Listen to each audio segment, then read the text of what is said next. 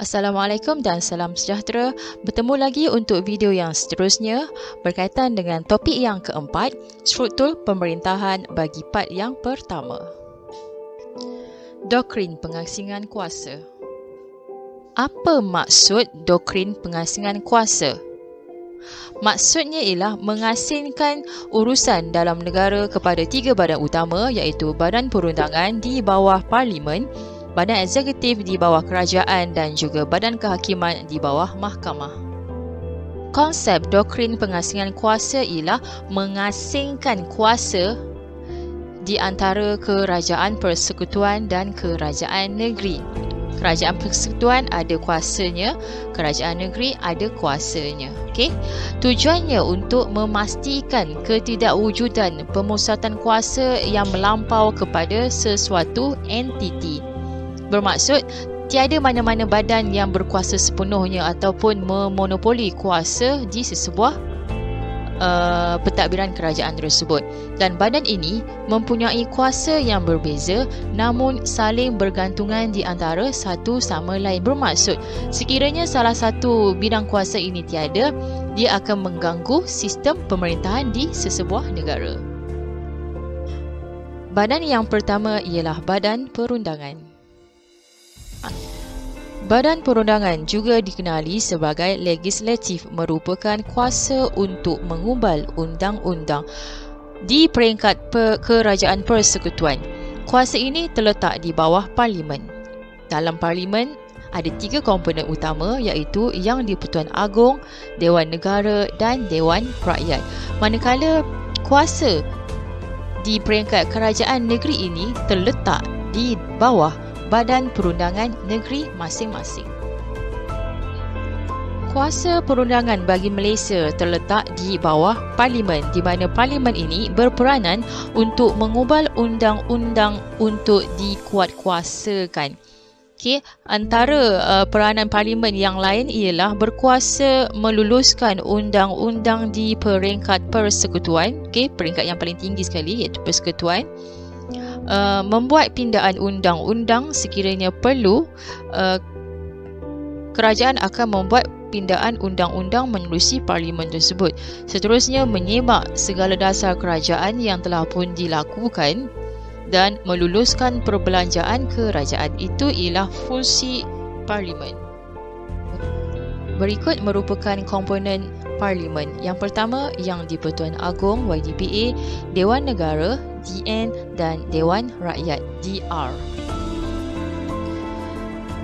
YDPA boleh memanggil Parlimen untuk bersidang dari semasa ke semasa dan memiliki kuasa untuk memberhentikan atau membubarkan Parlimen. Bagi komponen Parlimen Dewan Negara pula, kelayakan menjadi ahli Dewan Negara. Warga negara Malaysia berumur tidak kurang daripada 30 tahun, waras fikiran, maksudnya sioman, okay? Bukan muflis ataupun bankrupt, tidak memiliki rekod jenayah.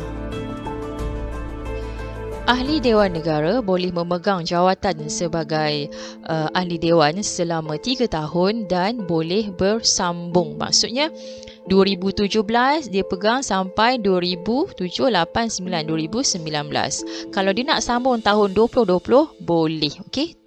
Kedudukan Dewan Negara tidak berubah dengan pembubaran Parlimen. Bermaksud, sekiranya pada waktu itu Parlimen dibubarkan, okey, keahlian ataupun kedudukan Dewan Negara tidak akan berubah. Dia masih ada jawatan di situ. Okey, itu maksud tidak berubah dengan pembubaran Parlimen. Bagi jawatan Yang di-Pertua YDP, Dewan Negara dan juga timbalannya akan dilantik dalam kalangan ahli Dewan Negara sahaja. Okey, akan dilantik dalam kalangan ahli Dewan Negara sahaja. Tugasnya memastikan perjalanan mesyuarat berjalan lancar dan mengikut peraturan. Antara tugas Dewan Negara ialah membahaskan RUU yang diluluskan oleh Dewan Rakyat dengan lebih terperinci. Maksudnya RUU ini telah pun diluluskan oleh Dewan Rakyat. Okey, dan dia akan dibawa kepada Dewan Negara. Di bahagian Dewan Negara, RUU tersebut akan dibahaskan dengan lebih terperinci. Tugas yang kedua ialah memulakan sesuatu rang undang-undang. Sekiranya ada undang-undang yang ingin dibuat ataupun dilaksanakan, diwartakan, Dewan Negara akan start dulu, bincang dulu apa yang perlu ada dalam RUU tersebut. Itu maksud memulakan sesuatu RUU. Tugas yang ketiga, menangguhkan RUU yang diluluskan oleh Dewan Rakyat tetapi Dewan Negara tiada kuasa untuk menolaknya. Okay? Tidak boleh meminda RUU sekiranya Dewan Rakyat tidak terima. Okay? Hanya boleh meminta Dewan Rakyat mengkaji semula sahaja. Bermaksud macam atas tadi, dia boleh tangguh tapi tak ada kuasa untuk tolak. Okay. Dewan Rakyat kena kaji semula sahaja. Itu maksud dia, ya. Komponen yang ketiga ialah Dewan Rakyat. Kelayakan menjadi ahli Dewan Rakyat mestilah warga negara Malaysia berumur tidak kurang daripada 18 tahun. Kalau sebelum ini, umur tidak kurang daripada 21 tahun. So, sekarang ni telah pun dipinda. Umur tidak kurang daripada 18 tahun. Waras fikiran, bukan muflis dan tidak dipenjarakan semasa ingin menjadi ahli dewan tersebut. Sekiranya pada waktu itu nak jadi ahli dewan, pada waktu itu dia telah pun disabitkan kesalahan dan dipenjarakan. So dia tidak layak untuk menjadi ahli dewan. Tapi sekiranya semasa dia ada sejarah pernah dipenjarakan. Okay? Contoh macam ada beberapa ahli parlimen ataupun ahli dewan yang telah pun dipenjarakan, ada sejarah dipenjarakan. Itu pada waktu lepas. Maksudnya bukan semasa dia ingin jadi. Okay? Itu maksud tidak dipenjarakan dalam tempoh semasa tersebut. Bagi istilah tidak pernah dipenjarakan, bermaksud dia tak pernah masuk jail, tiada sejarah masuk jail. Itu maksud tidak pernah dipenjarakan. Berbeza dengan tidak dipenjarakan, lain, dia pernah masuk sebenarnya. Tapi waktu semasa sekarang yang diminta nak jadi ahli dewan tu, dia tidak dipenjarakan. Itu maksud beza di antara tidak dipenjarakan dan tidak pernah dipenjarakan.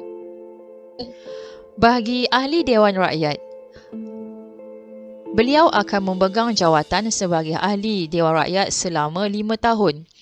Dan kedudukan ahli Dewan Rakyat akan terbubar sekiranya berlakunya pembubaran parlimen. Berbeza dengan Dewan Negara tadi. Dewan Negara, sekiranya parlimen itu bubar, Dewan Negara stay, ada. Tapi kalau untuk Dewan Rakyat, sekiranya berlakunya pembubaran parlimen, maka ahli Dewan Rakyat juga turut terbubar.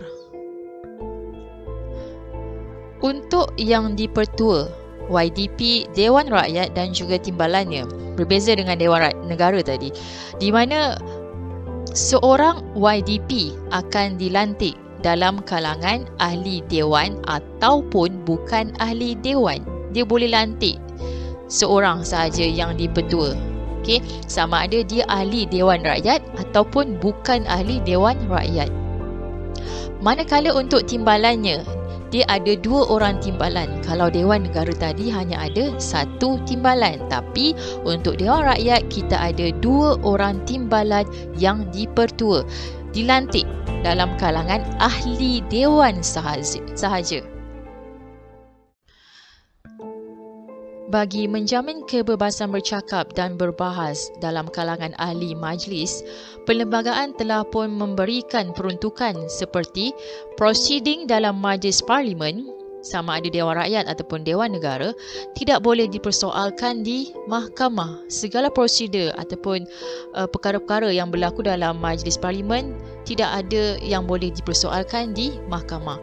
Ahli majlis parlimen tidak boleh didakwa di mahkamah tentang apa-apa yang dikatakan, yang dicakap dalam dewan yang diundi dan juga yang disiarkan semasa prosiding dalam majlis parlimen, tetapi pengecualian kepada perkara-perkara sensitif yang tu tak boleh.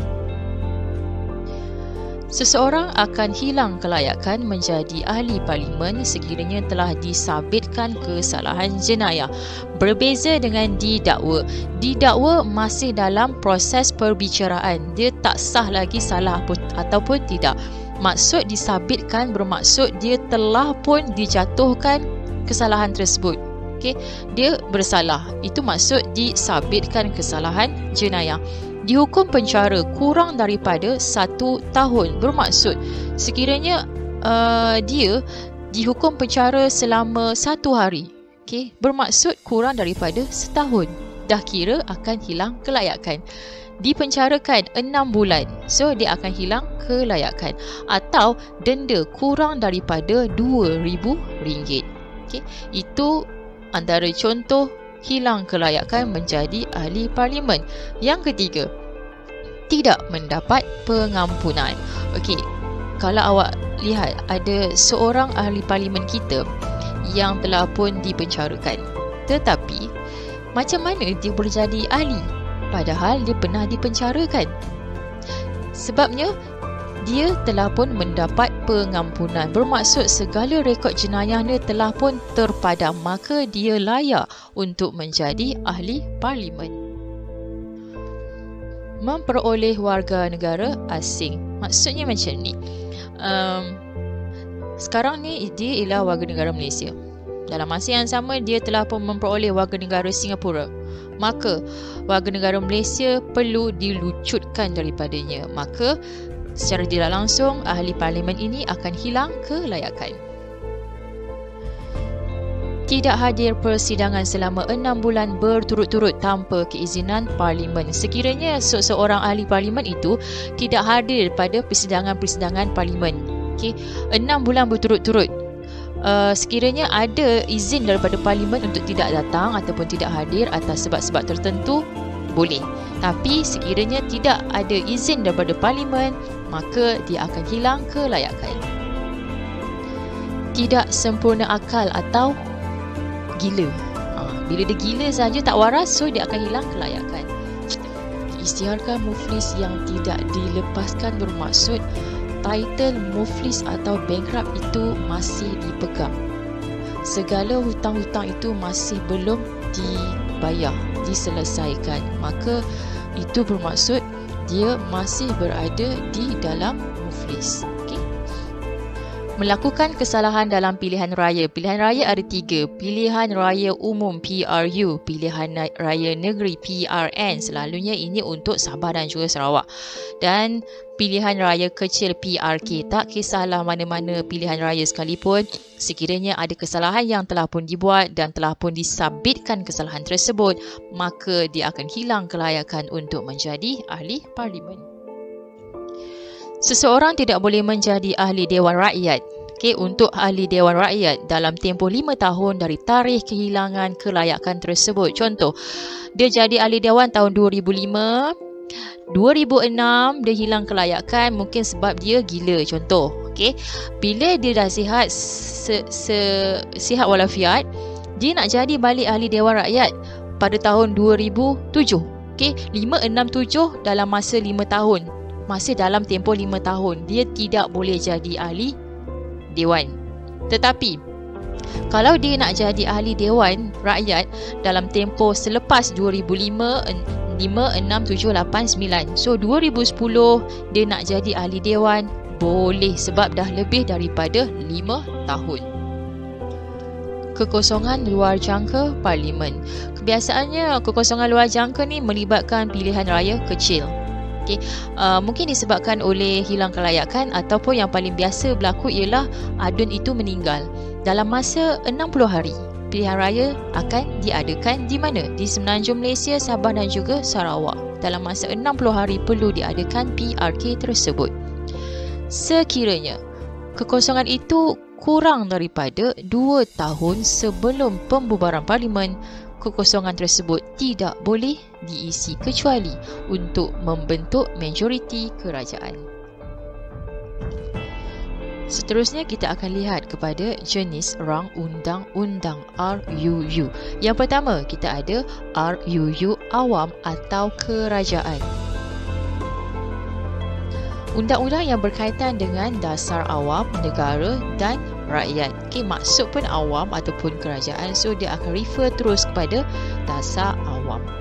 Dikemukakan oleh pihak kerajaan ataupun kabinet. RUU yang kedua ialah RUU Persendirian. Undang-undang yang berkaitan dengan rakyat, pertubuhan, persatuan atau perbadanan. Keyword dia ialah persendirian, maka undang-undang tersebut bercorak tempatan ataupun persendirian. RUU Ahli Persendirian dibentangkan oleh Ahli Dewan Rakyat, meliputi seluruh negara atau pihak tertentu. RUU yang terakhir ialah RUU Hybrid. Undang-undang campuran. Hybrid maksudnya campuran yang dikemukakan oleh pihak kerajaan atau bukan kerajaan, mempunyai kepentingan tertentu. So keyword bagi hybrid ialah campuran. Tahap prosedur penggubalan bagi sesuatu rang undang-undang yang pertama ialah pra-parlimen. Draft rang undang-undang yang telah pun disediakan oleh kementerian akan diserahkan kepada Peguam Negara untuk dirangka objektifnya. Contoh, ada satu rang undang-undang ini dibawa ataupun disediakan oleh Kementerian Pertahanan Negara. So, kementerian tersebut akan serahkan RUU tersebut kepada Peguam Negara untuk dirangka objektif dia, matlamat dia. Seterusnya, menteri akan mengemukakan kepada kabinet untuk mendapat persetujuan sama ada rang undang-undang tersebut diterima ataupun ditolak. Tahap yang kedua ialah dalam parlimen, melibatkan 4 peringkat. Peringkat yang pertama ialah bacaan pertama, bacaan kedua, peringkat jawatan kuasa dan bacaan ketiga. Bagi peringkat pertama di dalam parlimen, bacaan pertama, menteri akan membaca tajuk rang undang-undang tersebut dan tiada sebarang pendebatan akan berlaku. Hanya baca sahaja apa yang ada dalam RUU tersebut. Tahap yang kedua, dalam parlimen. Bacaan kedua. Rang undang-undang tersebut akan dicetak dan diedarkan kepada Dewan Negara dan Dewan Rakyat. Pada peringkat bacaan kedua ini, rang undang-undang tersebut akan dibahaskan untuk dipinda ataupun tidak. Undian akan dilakukan untuk menerima ataupun menolak rang undang-undang tersebut. So, dalam bacaan kedua ni baru ada perbahasan dan ada undian. Peringkat yang ketiga, peringkat jawatan kuasa, di mana RUU tersebut akan diserahkan kepada jawatan kuasa seluruh Dewan. RUU tersebut akan dibahaskan sekali lagi dengan lebih teliti. So, ada 2 kali perbahasan. Di peringkat yang terakhir iaitu bacaan ketiga, menteri akan melaporkan hasil penelitian kepada Dewan dan pada peringkat ini, pada bacaan yang ketiga ini, undian akan dijalankan. Selepas sesuatu rang undang-undang tersebut telah diluluskan di Dewan Rakyat dan juga Dewan Negara, RUU tersebut akan diserahkan kepada YDPA untuk diperkenankan dalam tempoh 30 hari. Setelah diperkenankan oleh Yang di-Pertuan Agong, RUU tersebut akan diwartakan sebelum dikuatkuasakan kepada umum. Bagi undian di parlimen ada 2 cara. Yang pertama ialah undi suara, yang kedua undi belah bagi. Undi suara bermaksud berdasarkan suara ahli parlimen. Contoh, sekiranya pengerusi dia baca sesuatu rang undang-undang dan dia tanya, adakah ahli-ahli berhormat bersetuju? So, kalau suara bersetuju itu ramai yang sebut, ataupun kuat, dia akan menang. Kalau suara tidak bersetuju, ada siapa yang sebut tidak bersetuju, kalau kuat, dia akan menang. Itu maksud suara. Kita gunakan suara sahaja untuk mendapatkan keputusan. Untuk undi belah bahagi, berdasarkan kiraan undi setiap wakil rakyat secara individu. Sekiranya wakil rakyat ni akan dipanggil dan undian mereka ni akan dicatatkan. So undian yang tertinggi sama ada diterima ataupun ditolak, yang itu akan menang. Itu maksudnya undi belah bagi secara bertulis ataupun dicatatkan. Jawatan kuasa di Dewan Rakyat. Yang ini melibatkan Dewan Rakyat sahaja. Yang pertama, kita ada Ketua Majlis. Ketua Majlis merupakan ketua parti yang memerintah. Beliau menentukan tarikh untuk mengadakan sesuatu mesyuarat. Itu ialah Ketua Majlis. Yang kedua, Ketua Whip. Ketua Whip merupakan ahli parlimen yang dilantik oleh parti-parti masing-masing. Tugasnya untuk menentukan kehadiran siapa yang akan hadir pada sesuatu sidang dan menyokong sesuatu usul.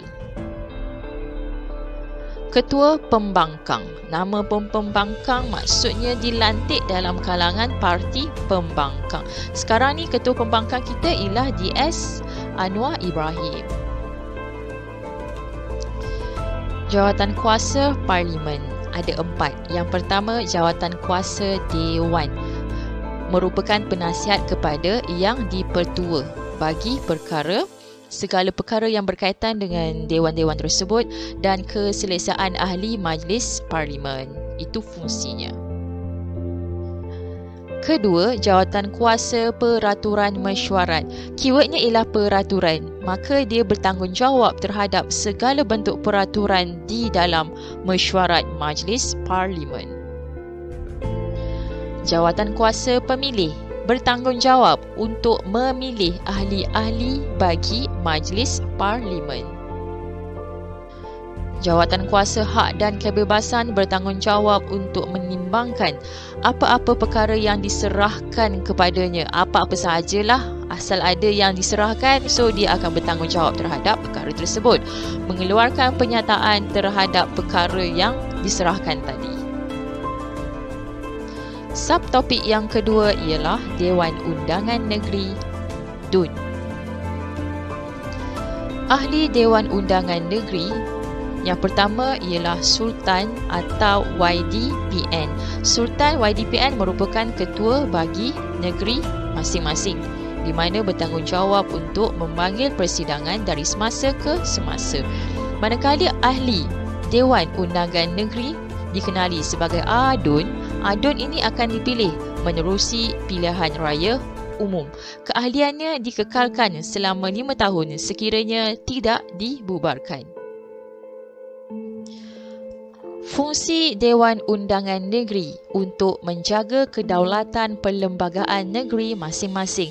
Kita ada perlembagaan persekutuan.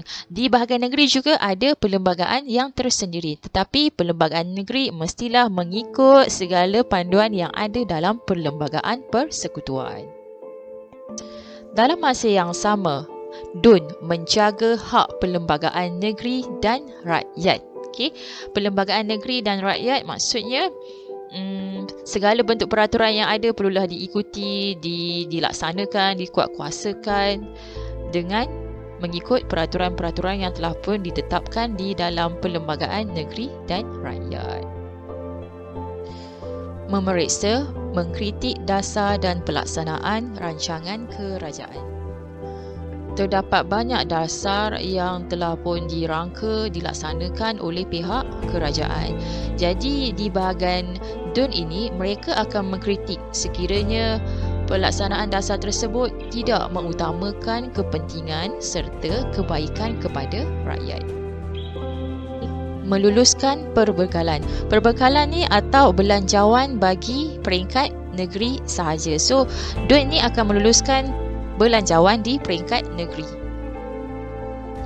Fungsi DUN yang kelima ialah mempertimbangkan jenis dan kebaikan perundangan yang dibawa ke DUN.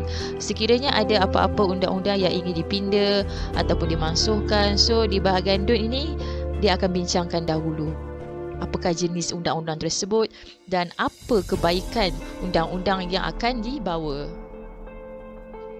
Dan yang terakhir, memeriksa akaun awam. Okay, di bahagian negeri juga ada akaun tersendiri. So, fungsi DUN ni dia akan periksa akaun awam di peringkat negeri tersebut. Subtopik yang ketiga ialah undang-undang bertulis. 1. Akta. Akta merupakan undang-undang yang diluluskan oleh Parlimen selepas 11 September 1959. Ordinans. Ordinans merupakan undang-undang yang diluluskan oleh Parlimen dari tahun 1948 hingga 1959. Selepas 1959 dikenali sebagai Akta yang pertama sekali. Seterusnya, Undang-Undang Persekutuan yang diluluskan oleh YDPA semasa darurat. Itu akan dikenali sebagai Ordinans. Contoh, Proklamasi Darurat 2021. Dalam itu, segala perundangan undang-undang dikenali sebagai Ordinans Darurat. Sebab diluluskan semasa darurat, dikenali sebagai Ordinans. Dan undang-undang yang diluluskan oleh Dewan Undangan Negeri Sarawak akan dikenali sebagai Ordinans. Enactment. Enactment merupakan undang-undang yang diluluskan oleh Tun Semenanjung Malaysia dan Sabah. Yang terakhir, perundangan kecil. Segala bentuk peraturan, pengisytiharan, kaedah ataupun perintah dan surat lain yang diperbuat mengikut ordinans, enactment dan juga kuasa-kuasa sah yang lain dikenali sebagai perundangan kecil. Kesimpulannya, untuk topik yang keempat, bahagian yang pertama, saya telah pun menerangkan tentang Badan Perundangan yang merupakan salah satu doktrin pengasingan kuasa. Untuk topik yang seterusnya, kita akan sentuh tentang Badan Kehakiman dan juga Badan Pemerintahan. Itu sahaja untuk video kali ini. Jangan lupa subscribe dan jumpa lagi. Terima kasih.